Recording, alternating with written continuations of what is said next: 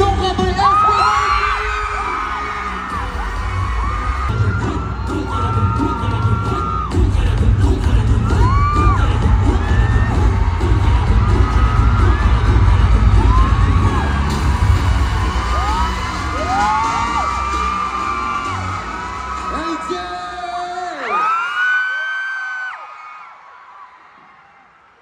Okay, magsasalita na si Josh. Let's go!